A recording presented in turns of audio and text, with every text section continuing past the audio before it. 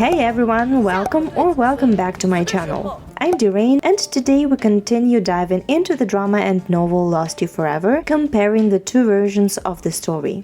If you missed the previous parts, I highly recommend checking them out before you continue this video. And if you don't want to miss my next videos, subscribe!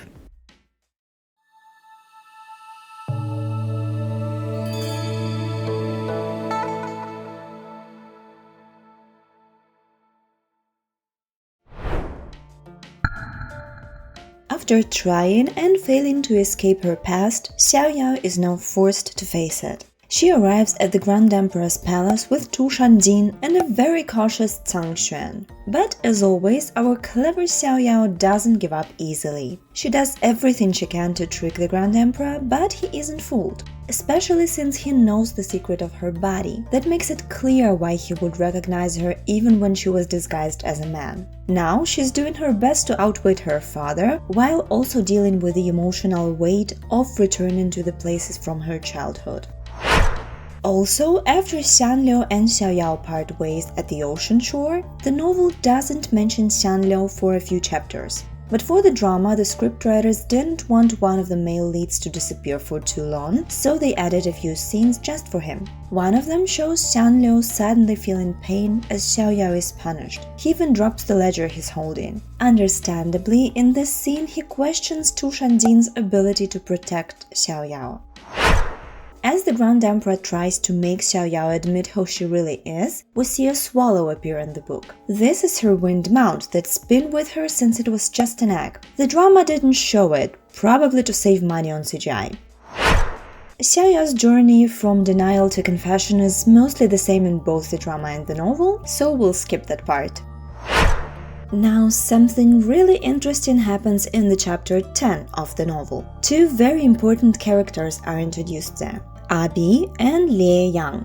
These two are completely missing from the drama. I'll read out their description from the novel in Koala's translation. Xiang was a demon bird that looked like a phoenix. His human form was that of a 10-year-old boy, but he didn't like to take his human form. He had a terrible personality, and every time she slacked off during training, he would viciously peck her and chase her all over the Peach Blossom Forest. Abi was a winged fox demon, but had not yet trained to evolve into human form back then. He was very smart and very gentle. Every time Xiang would peck her, he would save her.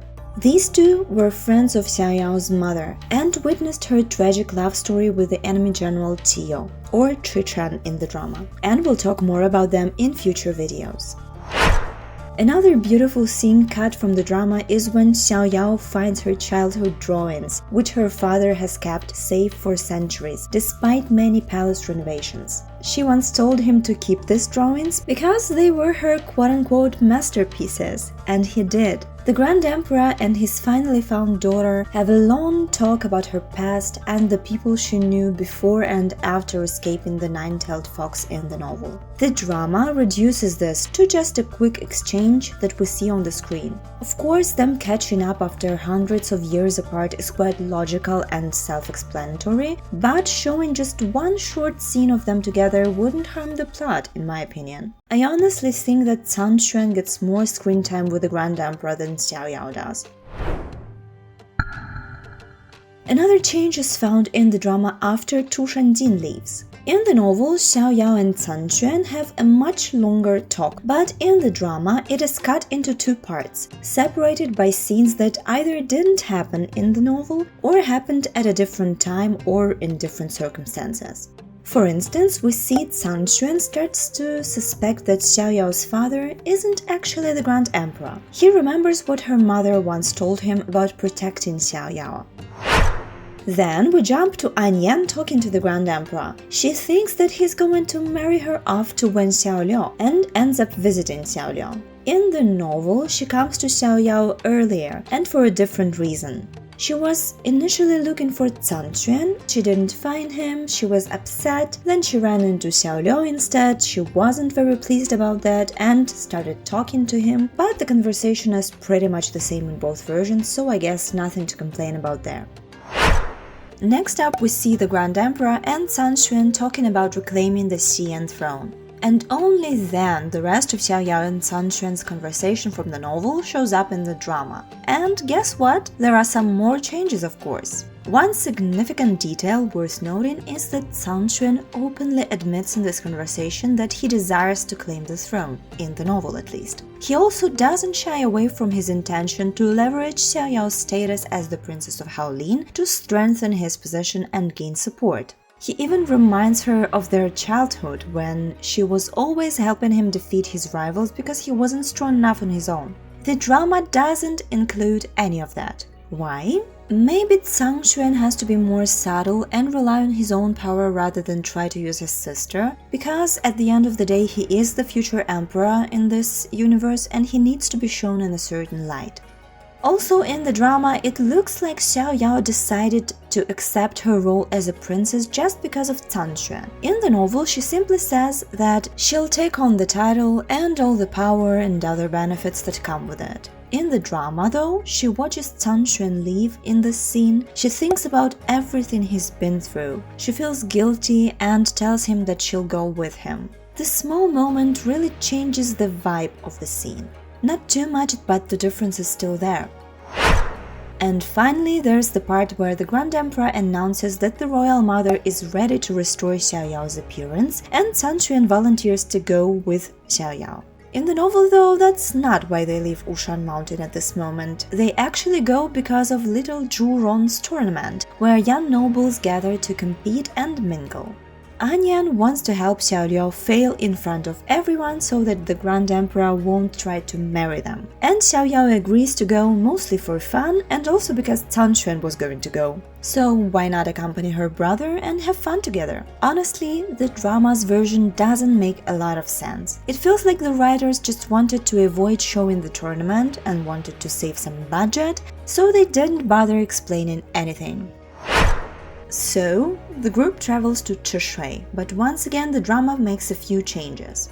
In the drama, Xiao and her siblings, and also Russo with them, stop at an inn on their way to Jade Mountain. They are pretending to be dragon sect disciples and don't want to draw any attention. Xiao suggests visiting a nearby famous lake, and next thing we know, it's evening and they are already on the boat. In the novel, the journey is different. The group travels from Shaolin by boat and we actually read about it. Along the way, they come across a scorching desert, totally out of place in the middle of a lush green area. The boatmaster tells them a legend. A powerful demon created the desert with its intense heat. It now lives in the middle of the desert in a beautiful peach garden that no one can reach because the closer you get, the hotter it becomes. Anyan says that the gods should have killed the demon, but Xiao argues that it can't be truly evil, otherwise it would have destroyed everything, not just stayed hidden in the desert. That scene didn't make it into the drama, but honestly it's an important one. It shows that Xiao is open-minded, even towards creatures who seem dangerous. She chooses to believe there might be goodness in them. And of course, if you've watched the drama, you may already know who exactly the demon is, but we'll get to that in later episodes. Then there's a banquet for the tournament guests. In the novel, only Russo attends. In the drama, poor Russo is skipped entirely because there's no banquet. Instead, he's off getting ready for the trip to Jade Mountain. Poor guy. In the novel, as they explore the town buying snacks and looking around, Can Xuan is also quietly observing everything. The true ruler. He needs to know how the common folk lives.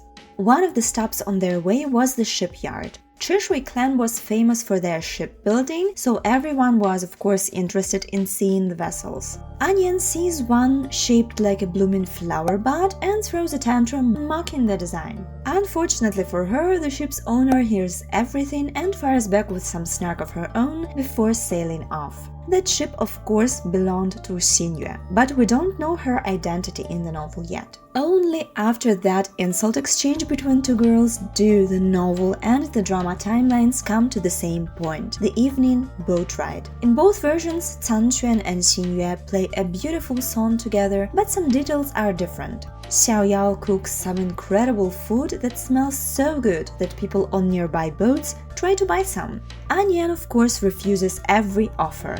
the company stays on the lake for a while until the sound of a zither echoes through the fog. In the novel, we don't know who's playing, but in the drama, we see Xingyue right away. The next events are pretty similar. Changquan and Xingyue play the song together, and as Xingyue's boat starts approaching them, Anyan gets annoyed and asks Changquan to stop. In the drama, Xiao makes a comment about the other musician probably being a woman, which makes Anyan upset. In the novel, though, there is no clear reason for Anyan's sudden mood change, so she comes off even more bratty than she normally is. Although, I don't even know if it's possible at this point. Finally, someone from a large boat demands food from Xiao's group, saying they'll be rewarded if a certain mistress likes it. In the novel, it's a mystery who this mistress is, but in the drama we see the whole sequence with much more detail. As the boats come closer, Yiying, who is also with Xingyue, recognizes the prince of Xiang. She can barely hide her anxiety and tries to play it cool by saying she likes the smell of the grilled fish.